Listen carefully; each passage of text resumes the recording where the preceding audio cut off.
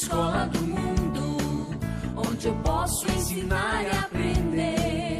A palavra da sabedoria é a nossa EBD. Deus é o nosso diretor, o Espírito Santo nosso professor. A Bíblia é a cartilha que ensina o caminho, a verdade e a vida. Deus é o nosso diretor, o Espírito Santo nosso professor. A Bíblia é a cartilha que ensina o caminho, a verdade e a vida. Olá, gente, galerinha que me ouve aí da UPA, União Presbiteriana de Adolescentes. Nós vamos estudar hoje a última lição da revista Território, que vocês têm nas suas mãos.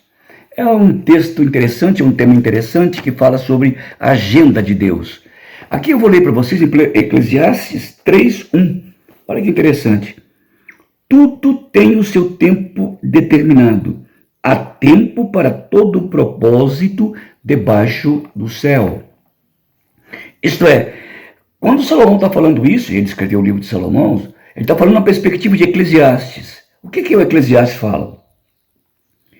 Ele mostra o homem abaixo do sol. Você vai ler uma expressãozinha aí, nesses 12 capítulos de Eclesiastes, o homem debaixo do sol. Que vale o homem debaixo do sol trabalhar? Que vale o homem debaixo do sol viver na fadiga? E um livro pessimista, né?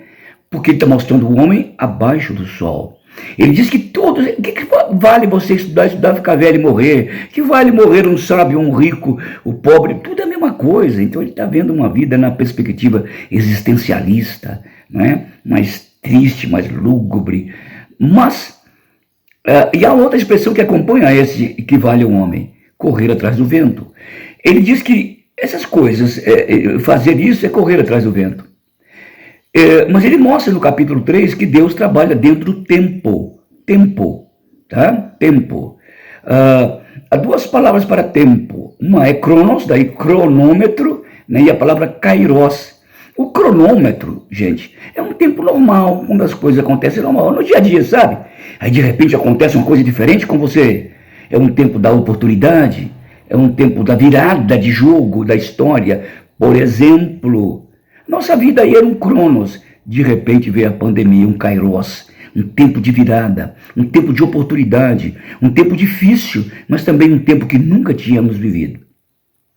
Isso é a palavra kairos. E quando lá em Eclesiastes está escrevendo isso aí, a tradução grega que chama Septuaginta, do hebraico para o grego chama Septuaginta.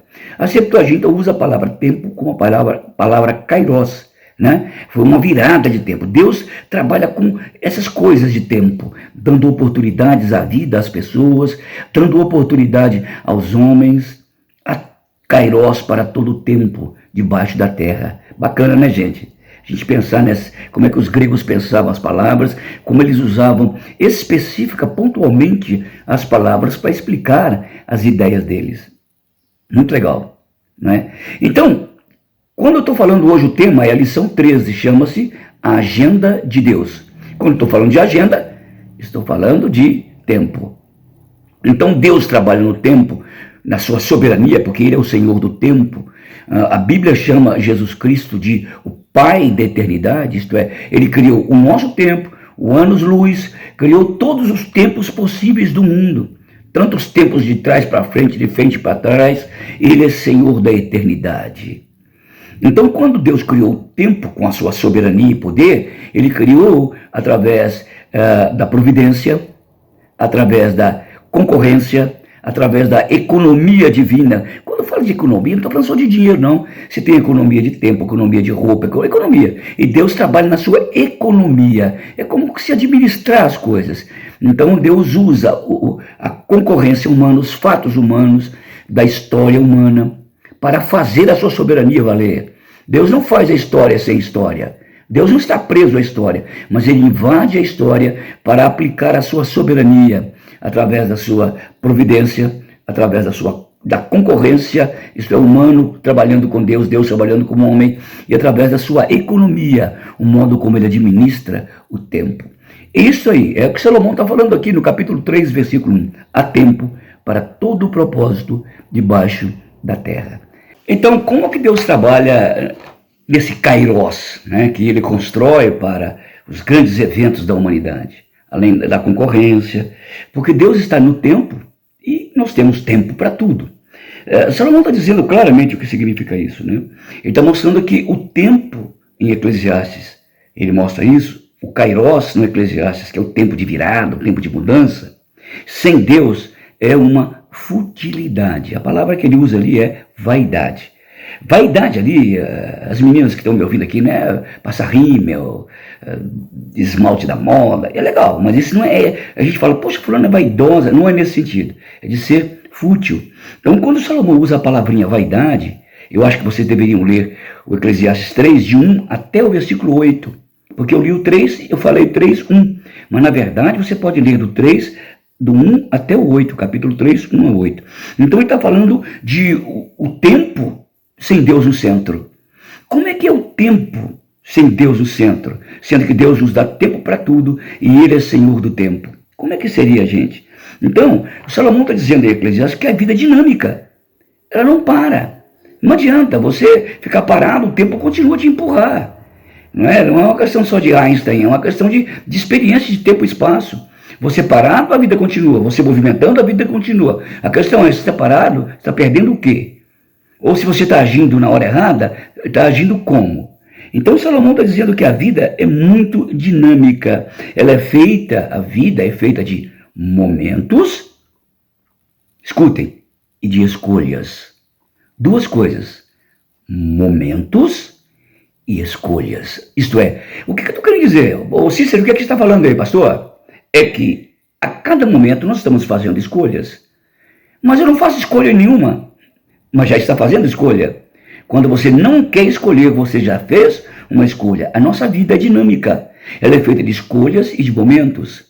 Se as suas escolhas são fúteis, ou correr atrás do vento, vaidade, ela vai ter também as consequências. A nossa vida é feita de momentos. E dentro desse momento nós fazemos escolhas. E estamos escolhendo a cada momento. Até quando você não escolhe, você já resolveu não escolher. Se você ler do capítulo 3, versículos 1 a 8, quanto movimento, quantas ações na vida. Desde o nosso nascimento, o que ele está falando aí? Leia lá. Do nascimento até o ocaso, né? Da vida até a morte, nota que a nossa vida é dinâmica, como a gente faz escolhas a cada momento e como essas escolhas vão determinar o quê? O nosso futuro. Salomão está mostrando uma vida sem Deus no centro e nós temos que tomar atitude. A vida vem, tem tempo para toda coisa debaixo da terra, e quando a gente não sabe selecionar estas coisas, a gente se dá mal na vida, a gente corre atrás do vento. Você já viu aquele pessoal na cadeira de balanço? Já viu que engraçado? Vocês não imaginam quanto que uma pessoa de idade, um velho, uma velha, na cadeira de balanço. Vocês não sabem o quanto de energia eles já perderam ali para descansar. E eu pergunto, saíram do lugar? No mesmo lugar. No entanto, gastou tempo. Claro, eu estou falando, usando apenas como uma parábola, apenas como uma figura de linguagem para vocês entenderem que há muita gente que movimenta e não sai do lugar, porque são escolhas insensatas, ou sai para o lugar errado, ou isto é, anda para trás com o caranguejo e não para frente, não é? Tem gente assim, você viu, você tem amigas e amigos que não conseguem sair do lugar, porque usa o momento com escolhas erradas e escolhe no momento errado. Salomão está falando que a vida é muito dinâmica. Desde o nosso nascimento até a nossa morte, nós somos frutos daquilo que vivemos, escolhemos, e mais, do que queremos, do quando queremos e do como queremos o que queremos. Olha lá, olha a vida, a dinâmica das escolhas. O que, quando e como. Se antes de você tomar qualquer atitude daquele momento, pensar que, quando e como, certamente você vai ser uma pessoa bem-sucedida. Talvez algumas pessoas vão criticar você. Não, você não decide, não está na hora, não estou pronta para decidir. Não estou pronta para aquele relacionamento. Não estou pronto para aquele relacionamento. Não estou pronta para tomar uma decisão tão séria como essa, porque eu já não sou criancinha mais. Mamãe e papai não pegam na minha mãozinha e saem andando por aí, escolhendo meu sapato, minha roupa. Eu já aprendi a escolher, eu tenho meu modelo, eu tenho meu jeito de viver. E eu preciso tomar as minhas decisões com sabedoria dentro do momento. Senão eu vou cair no vazio, vou correr atrás do vento e vai ser uma vida fútil que eu vou viver. Ou então os outros podem estar falando, olha, eu não sei o que você espera nesse Deus, Deus atrasou na minha vida naquilo, aquilo, outro, Deus foi injusto na minha vida naquilo, aquilo, outro. Então, é muito diferente de nós que cremos, porque nós cremos que Deus faz a vontade dele. Eu sempre uso isso como uma historinha. Lá no Nordeste tem aquelas bordadeiras, não é? Aquelas bordadeiras, faz aquelas toalhas de bordado lindas. E eu já fui lá no Nordeste e vi aquelas mulheres bordando. É interessante que às vezes eles colocam aquelas toalhas para vender num lugar mais alto. Mais alto do que eu é fácil, né? Mas colocam. E às vezes eu chegava debaixo, pertinho, e olhava só o bordado na parte contrária. Gente, que coisa feia.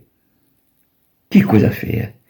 Mas aí eu resolvia subir um pouquinho a escada, onde ela estava vendendo, e olhava o bordado o quê? Em cima. Que perfeição, que coisa linda. Essa é a diferença de uma pessoa que crê na soberania e no poder de Deus da história, e que age o que, quando e como, de acordo com a palavra, com a orientação do Senhor, com a vida de comunhão espiritual. Ele enxerga a vida de cima para baixo, não de baixo para cima. Por isso que há muitas pessoas diferentes. Há pessoas que são bem-sucedidas. Você tem amigos que são bem-sucedidos porque eles enxergam a vida de cima para baixo, não de baixo para cima. Lembra sempre dessa figura do bordado, e vocês vão se lembrar às vezes quando precisarem de tomar atitudes sérias, que eu sei que vocês tomam todo dia. Momentos e escolhas, momentos e escolhas, escolhas e momentos, tá bom? Guardem bem isso, porque isso pode realmente mudar a sua vida. Então, entre o nascimento e a nossa morte, o meio é o nosso momento e com as nossas escolhas. Assim é que Deus dirige o tempo da história. Nós não somos mecânicos, mas Ele vai trabalhando com a sua soberania dentro das nossas atitudes, de qualquer maneira, por causa da sua fidelidade, por causa da sua bondade, do seu amor. Ele vai nos abençoar. Quanta coisa errada eu fiz quando era menino, quando era adolescente, moço, e mesmo agora depois de velho. Mas Deus foi consertando esses buracos, sabe? E foi me abençoando. Mas eu nunca deixei o Senhor, nunca deixei de ler a palavra, nunca. Nem um dia eu deixei a igreja, não a instituição presbiteriana, a igreja, corpo de Cristo, eu nunca deixei. Porque eu quis ser uma pessoa sábia neste mundo. No tempo, no momento em que Deus me dá, eu queria fazer escolhas conforme o padrão de Deus. Nós somos sábios, nós somos diferentes. Nós somos de Provérbios e não de Eclesiastes. A nossa vida tem Deus no centro. Eclesiastes, o homem não está no centro, Deus não está no centro. É o homem, na sua dinâmica, tentando escolher o seu destino, seu futuro e sua vida. Provérbios não, é a sabedoria, o homem olhando a vida a partir do ponto de vista de Deus. Mesmo que seu amigo ou sua amiga te critique, mas por que você não faz isso? Todo mundo faz. Eu quero fazer escolhas que me dão benefício para sempre. Não uma alegria momentosa, um prazer momentoso, mas eu quero um tempo que isso possa gerar vida em mim. Isso significa sabedoria. Isso significa andar na boa vontade de Deus, lembra? Romanos 12, experimentar a boa vontade, boa, perfeita e agradável vontade de Deus. Como diz Romanos 12, 3. Se você ler lá, você vai ver como a bondade de Deus é gloriosa. Então a bondade de Deus é boa, perfeita, agradável, mesmo que demore. Mas as coisas que demoram permanecem. Uma árvore que cresce logo, cai logo. As árvores que permanecem são aquelas que têm raízes profundas e elas demoram 20, 30, 40, 50 anos para tornar-se adulta. Hoje, e nós também somos envolvidos por isso, pelo imediatismo. Queremos bater no tecla do computador e aparecer no programa. Jogamos um software no computador e a coisa aparece toda desenhada. A gente aperta no computador, ele muda, ele faz a nossa agenda. A agenda de Deus é com tempo. A agenda de Deus não é como a agenda de computador. Não é como uma planilha de computador. A agenda de Deus é trabalhada com tempo, com experiência nossa, com a vivência nossa. Até com os nossos erros e nossos acertos, Deus trabalha, Deus abençoa, Deus faz frutificar. Isso é fantástico, né, gente? A vontade de Deus é boa, perfeita e agradável. Hoje nós queremos fazer tudo de forma rápida. Gálatas 4:4, Paulo diz: Deus na plenitude do tempo enviou o seu Filho. A palavra tempo ali é kairos, igual essa que nós estamos falando aqui a todo tempo, nesse momento. Em Romanos 5,6 diz que Deus, a seu tempo, que é o tempo dele, na economia divina, lembra da economia? Ele administrando o seu tempo, a seu tempo mandou o seu filho. Romanos fala isso claramente no capítulo 5, versículo 6. A seu tempo ele morreu pelos nossos pecados, a seu tempo. Jesus morreu com 33 anos, certinho, no ano, no mês, no dia, na hora, no minuto e no segundo. Deus trabalha, embora sendo eterno, dentro da categoria que chamamos de tempo. Então, gente, o que nós devemos fazer é comparar a nossa agenda com a agenda de Deus. Né? Porque Deus trabalha agora para depois. Então, há um tempo que Deus está fazendo agora para completá-lo depois. Isso demanda tempo, como falamos na parte passada, que Deus, na plenitude do tempo, isto é, quando o tempo aconteceu, amadureceu, Deus mandou o seu Filho. Então, Deus trabalha isso. Você lê em Provérbios, Eclesiastes 11, 9, ele diz, olha, você pode fazer todas as coisas, seria muito bom, mas saiba que Deus vai pedir conta de todas elas. Vai haver um tempo em que Deus vai trazer a sua agenda e ver como é que você fez com a sua agenda comparada com a dele. Agora, Deus não é um estraga-prazeres. Deus só quer coisa demorada, coisa chata. Pelo contrário, Deus quer coisas gostosas, coisas boas, mas coisas que dão prazeres, olha, permanentes. É isso que Deus quer fazer. Deus tem prazer permanente. Deus não se arrepende. Deus não é pego de surpresa, porque Ele faz as coisas no seu tempo. Faz agora e produz para depois. Deus não tem pressa para fazer as coisas agora, porque Ele não tem pressa também para receber os resultados. Deus não é imediatista. Deus trabalha dentro de um tempo. Olha que interessante, não é? Deus quer que façamos uma agenda com a agenda dEle. Deus quer que nós nos aproximemos dEle em comunhão, não é? Há tempo para abraçar, há tempo para separar-se de abraçar. Nota aqueles pares ali do Provérbios de Eclesiastes 3, 1 a 8, há 10 parezinhos, abraçar, separar, morrer, nascer, sorrir, chorar, são 10 parzinhos. Deus trabalha nesses parzinhos, trabalhando com a gente, ensinando a gente que é do Senhor, que amamos Ele, que somos filhos dEle. Deus quer que comparemos a nossa agenda. E muitas vezes, na agenda nossa com a dele, nós temos que nos aproximar de Deus, nos aproximar das pessoas, nos aproximar dos pais, nos aproximar dos professores, dos amigos, mas muitas vezes nós temos que nos afastar. Porque às vezes é sábio se aproximar, às vezes é sábio se afastar. Em 2 Timóteo 2:22, Paulo diz para o moço jovem pastor, afasta, fuja das paixões deste mundo. O que é paixão? Do vazio, daquilo que atrai a gente como um imã, mas para o buraco, para o nada. Fuja disso. Isso não vai levar a gente a nada. Isso não vai produzir nenhum benefício em nós. Então, por isso que Eclesiastes capítulo 12, nós estamos falando sobre o tempo, né? O Salomão está dizendo o seguinte, que você pode fazer todas as coisas. Satisfaça o teu coração. Tem coisas legais para fazer quando a gente é criança, quando a gente é moço, como você agora já é. Coisas legais. Mas nunca se esqueça, nunca, que de todas essas coisas, Deus nos pedirá contas. Da alegria, como nós curtimos a alegria, como nós curtimos a tristeza, porque temos tristeza também, não temos só alegria. Deus não é um Papai Noel que fica enchendo a gente de adrenalina o tempo inteiro. Há momentos difíceis na vida da gente, e são esses momentos difíceis que nos ensinam. O imprudente, aquela que não é sábia, reclama, Deus atrasou, Deus não fez, Deus não gosta mais de mim, Deus não olha para mim, olha, coitadinha de mim. O sábio não, Deus tem seu tempo, Deus me ama. Ele mandou o seu filho para morrer por mim. Deus tem o seu tempo. Ele vai cuidar de mim. Não é? Isso é que é legal. Então, o que nós devemos fazer para acertarmos a nossa agenda com Deus? Primeira coisa, tema a Deus. Temer aqui não é morrer de medo, não. É reverenciar.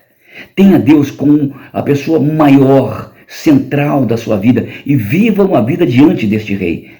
Lembra na Idade Média, os vassalos, como viviam diante do rei? servindo ao Rei com alegria, com satisfação. Deus está dizendo que nós devemos temê-lo. Aliás, o livro de Provérbios diz que o princípio da sabedoria é o temor ao Senhor.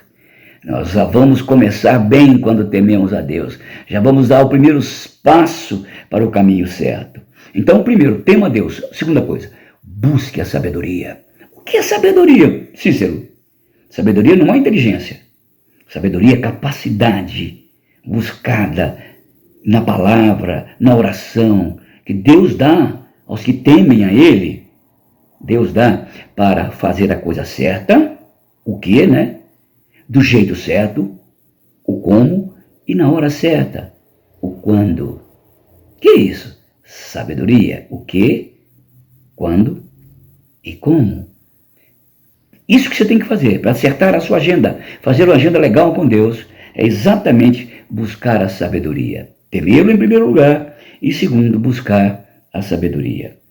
Então, o livro de Eclesiastes mostra que a nossa vida não é sempre feliz, como uma vida adrenergizada por excitações psíquicas, emocionais, físicas, sexuais, o tempo inteiro. Não. Há momentos difíceis da vida e também você já está passando por eles, como adulto agora que você é. Então, o certo é ouvir Deus, buscar a sabedoria de Deus, porque Deus adverte. Como ele advertiu aqueles pagãos lá em Tessalônica, em Atos 17, 31. Deus dá todas as coisas. E ele faz todas as coisas, ele diz a Timóteo, para o nosso aprazimento, para o nosso prazer. Mas um prazer bem usado, bem curtido, legal. Saber que Deus está atrás de tudo, em cima de tudo, no centro de tudo, e prestar a Ele obediência e sabedoria, agir no momento, fazer escolhas corretas, sensatas, equilibradas, que permanecem. Muito mais legal. Então, Deus trabalha agora, pensando no tempo depois. Se nós quisermos ser sábios como Deus, temos que fazer agora para pensarmos nas coisas amanhã. Não podemos ser inconsequentes, imediatistas, imprudentes, mas devemos tomar escolhas agora para colhermos para sempre, permanentemente. Interessante que Deus compara essa vida de sabedoria, de escolha, de agenda com Deus, como um casamento. Quando eu acho que você pensa em casar, você está pensando num menino, numa menina, né? E você primeiro vai ficar olhando lá, aquelas conversas antes, chega, tecla no computador e fala mais um pouco, vai aproximando, um dia fica noivo. Mas o grande ideal da sua vida não é só ficar noivo, é casar. Por que você está falando isso, Cícero? Porque Salomão fala isso. Quando? Onde? No livro de Cânticos. Beija-me com os beijos dos teus lábios, porque os teus beijos são mais doces que o mel. Oh, claro que fala. Ele está falando de um relacionamento agora, de um noivo que está pronto para casar. Mas o que tem a ver isso com sabedoria, pastor? Deus faz essa comparação. Sabe quem? Com Jesus e a igreja. Ele é o noivo e ela é a noiva. O que ele está fazendo, senão preparando a igreja hoje para o encontro com ela amanhã? Então, esse é o grande casamento de Jesus com a igreja, descrito no livro de Cânticos dos Cantares de Salomão. Então, na verdade, o que nós estamos fazendo aqui na Terra é sendo preparados por Deus como a noiva para o encontro com Ele amanhã. Nós temos uma agenda de casamento. O convite já foi espalhado para todos os cantos quando pregamos o Evangelho e queremos que todo mundo participe desta boda do Cordeiro. Muito legal, né, gente? Então, na verdade, Jesus é o nosso verdadeiro noivo. Nós estamos preparados para o amanhã. Maranata. Amanhã que eu falo aqui 1 minuto, 2, 5, 10, 50 anos. Tá certo? Então, o que nós vamos fazer? Preparar a nossa agenda conforme a agenda de Deus. Legal, gente? Amanhã, melhor amanhã. Outro dia eu vejo vocês. A gente volta a falar. Foi legal falar com vocês. Pode crer. Um abraço.